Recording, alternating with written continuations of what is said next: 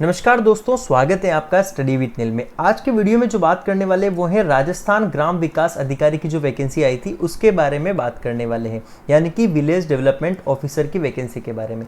इस वीडियो में क्या क्या शामिल रहेगा उसके बारे में मैं आपको जानकारी दे देता हूं। अगर आपने इसका फॉर्म फिल किया है तो ये वीडियो आप ही के लिए है। सामान्य जानकारी जो एग्जाम से संबंधित है उसके बारे में बात करेंगे, साथ ही एग्जाम का पैटर्न क्या रहेगा, किस प्रकार से एग्जाम होगी, क्या क्या मोड रहेंगे, प्री मेंस या फिर क्वालिफाइंग मार्क्स कितने रहेंगे, तो उसके बारे में भी बात करेंगे। एग्जाम का सिलेबस के बारे में बात करेंगे, लेकिन दोस्तों सिलेबस आपको पता है कि इसका सिलेबस क्या है, बहुत अस्पष्ट सिलेबस है, ठीक है।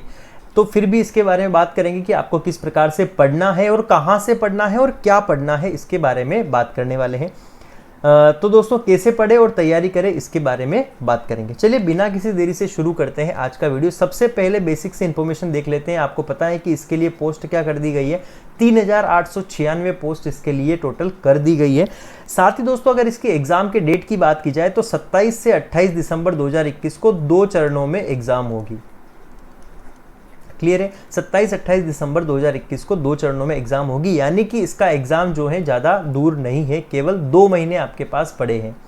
अगर एग्जाम पैटर्न की बात की जाए तो 2 चरणों में, जैसे प्री होगा सबसे पहले, फिर मेंस होगा। आपको पता है 2 चरण होंगे, दोनों ऑब्जेक्टिव पेपर होंगे। जो प्री पेपर होगा इसमें 15 गुने स्टूडेंट को क्वालिफाई किया जाएगा, मतलब जो नंबर ऑफ पोस्ट है उसके 15 गुने स्टूडेंट को इसमें क्वालिफाई किया जाएगा जो मेंस देंगे। 100 नंबर का पेपर रहेगा, 2 घंटे का टाइमिंग रहेगा, 100 ही क्वेश्चन रहेंगे आपके पास, लेकिन प्रत्येक गलत उत्तर के लिए आपके पास 1/3 नंबर क्या है, काट लिया जाएगा। मतलब नेगेटिव मार्किंग भी इस एग्जाम में रहेगी, तो सोच समझ के इसका आंसर आपको देना है। मिनिमम क्वालिफाई मार्क भी दे रखे हैं, कितने मार्क्स आपको कम से कम लाने हैं, 40% आपके मार्क्स कम से कम होने चाहिए। अगर 100 नंबर का पेपर है तो आपके नंबर 40 कम से कम होने ही चाहिए। ये मिनिमम क्वालिफाइंग मार्क्स यहाँ पर डिसाइड किए हुए हैं, पहले से ही प्री डिसाइडेड है। अगर दोस्तों मैं आगे बात करूं, इसके सिलेबस के बारे में बात करूं, तो सिलेबस दोस्तों इसका बहुत अस्पष्ट है और अगर एक तरह से देखा जाए तो बहुत बड़ा सिलेबस है, बहुत बड़ा सिलेबस है। मैं आपको इस वीडियो में क्या करने वाला हूं कि जो सिलेबस है उसको एक सिंपली मैं आपको समझाने वाला हूं कि किस सिलेबस से आपको क्या पूछा जाएगा, आपको क्या पढ़ना है और कौन सी चीज़ आपको स्किप कर सकते हैं। आप 2 महीने बाद एग्जाम है तो आप कौन सी चीज़ स्किप कर सकते हैं, इसके बारे में बात करेंगे। अगर दोस्तों मैं सबसे पहले सामयिक विषय की बात करूं तो राज्य यानी कि आपका राजस्थान, राष्ट्रीय और अंतर्राष्ट्रीय स्तरों पर मुख्य सामयिक सरकारी विषय, घटनाएं और क्रीड़ा। मतलब यहाँ पर आपको करंट के बारे में मेन तो पढ़ना है और आपको फोकस करना है राजस्थान के करंट के ऊपर। क्लियर है। दूसरी बात देखते दोस्तों, भूगोल और प्राकृतिक संसाधन से क्या पूछा जाएगा। विश्व की विस्तृत भौतिक विशिष्टताएं, महत्वपूर्ण स्थान, पर्वत और महासागर। दोस्तों इसमें आपको महासागर पढ़ने हैं और महाद्वीपों के बारे में पढ़ना पड़ेगा। जो 7 महाद्वीप हैं उनके बारे में भी आपको इसमें पढ़ना पड़ेगा। दूसरा बात करूं भारत की पारिस्थितिकी और वन्य जीव। पारिस्थितिकी के अंदर आपको दोस्तों इकोलॉजी के चैप्टर्स में पढ़ने हैं, लेकिन वन्य जीवों में आपको क्या करना पड़ेगा, मैं सिंपल सी बातें बताता हूं, उनको फॉलो करना पड़ेगा आपको। सबसे पहले आप सारे जो अभ्यारण्य हैं, साथ ही जितने भी नेशनल पार्क हैं यानी कि राष्ट्रीय उद्यान है, उनके बारे में पढ़ लीजिए। जितने भी वन्य जीवों से संबंधित, मतलब जो भी वन्य जीव हैं इंपॉर्टेंट, उनके बारे में पढ़ लीजिए। मेनली आप अगर अभ्यारण्य और नेशनल पार्क के बारे में पढ़ेंगे तो आपका सब कुछ क्लियर हो जाएगा। लेकिन मैं आपको, अगर आपने पहले से पढ़ा हुआ है ये सब तो कोई प्रॉब्लम नहीं है, आप रिवाइज कर सकते हैं। अगर आपने पहले नहीं पढ़ा है तो आप केवल राजस्थान के अभ्यारण्य और नेशनल पार्क के ऊपर फोकस करेंगे। क्लियर है। आगे बात करते हैं राजस्थान का प्राकृतिक भूगोल। देखो मैं आपको इसमें जो लिखा हुआ है पहले मैं पढ़ के सुना देता हूँ, फिर बताता हूँ कि क्या करना है। राजस्थान का प्राकृतिक भूगोल, राजस्थान की जलवायु, वनस्पतियां, मृदा क्षेत्र, विस्तृत भौतिकी खंड, जनसंख्या, बेरोजगारी, दरिद्रता, सूखा, अकाल और मरुस्थलीकरण की समस्याएं। राजस्थान के प्राकृतिक संसाधन, खान एवं खनिज, वन, भूमि एवं जल पशु संसाधन, वन्य जीव एवं संरक्षण। मतलब दोस्तों सीधा सीधा मैं आपको बताऊं तो आपको राजस्थान का जीके आपने पढ़ा हुआ है ही सही, नहीं भी पढ़ा हो तो आप राजस्थान की कोई सी भी, जो आपको बुक अच्छी लगे, राजस्थान की कोई सी भी अच्छी सी बुक लो, छोटी वाली पतली सी, आराम से उसका बिल्कुल रट्टा मार लो, उसको समझ लो, चाहे रट्टा मार लो। राजस्थान का जीके यहाँ पर मेन जो पोर्शन रहेगा वो राजस्थान जीके से ही पूछा जाएगा, यानी कि आपको राजस्थान जीके पूरा कंफर्म रट्टा मार के जाना ही पड़ेगा। एक यही चारा है यहाँ पर सिलेबस को समझ के पढ़ने का। आगे अगर दोस्तों सिलेबस की बात करें तो इसमें जो पूछा गया है वो है भारत और राजस्थान के विषय के संदर्भ के साथ कृषि और आर्थिक विकास।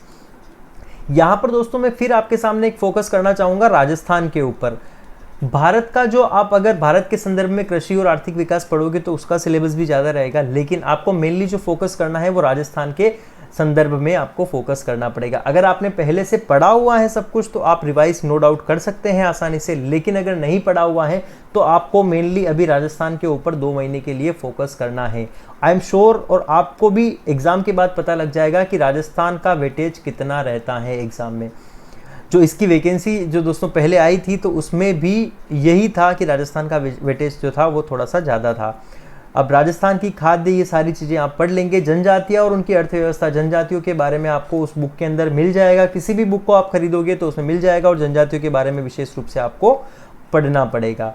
अगर बात करें दोस्तों इतिहास और संस्कृति की तो निम्नलिखित के विशिष्ट संदर्भ के साथ भारत और राजस्थान के मुख्य स्मारक तथा साहित्यिक कृति, इतिहास और संस्कृति के बारे में, यानी कि आपको यहाँ पर भी अगर आपने पहले से इंडिया का जीके पढ़ा हुआ है लुसेंट से या किसी भी बुक से तो क्लियर है, कोई दिक्कत नहीं है। लेकिन अगर आपने नहीं पढ़ा है तो आपको मेनली राजस्थान जीके पर ही फोकस करना पड़ेगा।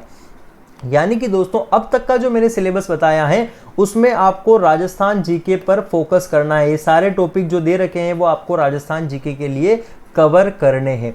लेकिन आगे के टॉपिक की बात करें, अगर साधारण मानसिक योग्यता मतलब रीजनिंग के ही पोर्शन है ये, तर्क शक्ति और विश्लेषणात्मक योग्यता, ये दोनों भी क्या है दोस्तों, रीजनिंग के ही पोर्शन है। आपको कोई सी भी रीजनिंग की बुक आपके पास होगी, या फिर माथुरिया होगी, लुसेंट की होगी, या फिर एक शर्मा क्लासेस की है, राकेश शर्मा जिसके ऑथर हैं, उनकी बुक है। आपके पास जो भी बुक होगी आप उस बुक से आराम से इसको कवर कर सकते हैं। किसी भी एक बुक आप ले लीजिए, उससे आप कवर करिए, सारे टॉपिक आपके कवर हो जाएंगे।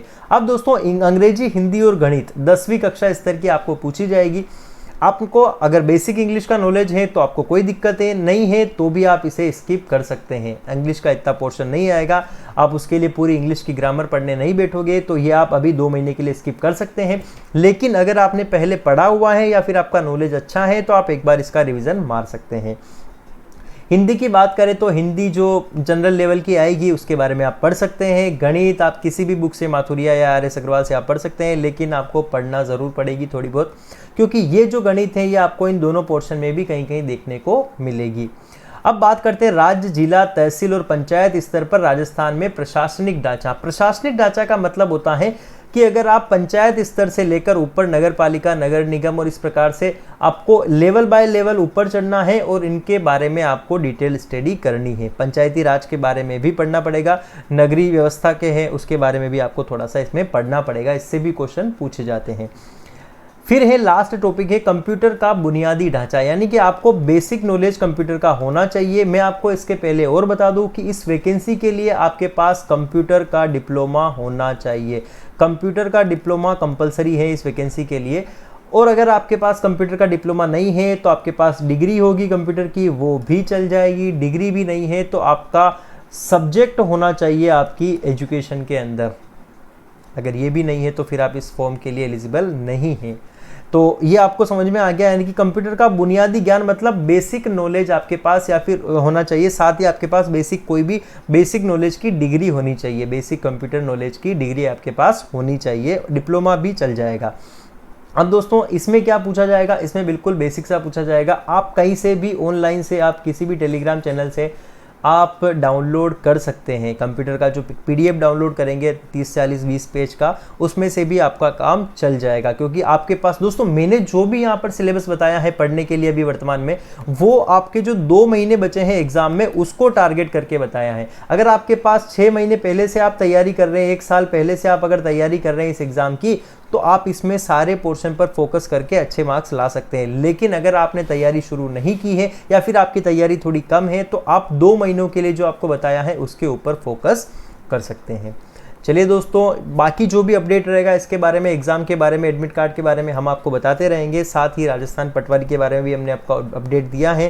तो चैनल को सब्सक्राइब करके बेल आइकन दबा दीजिए ताकि जो भी नया वीडियो आएगा उसकी नोटिफिकेशन आपको मिल जाएगी। मिलते हैं अगले वीडियो में। वीडियो वॉच करने के लिए थैंक यू।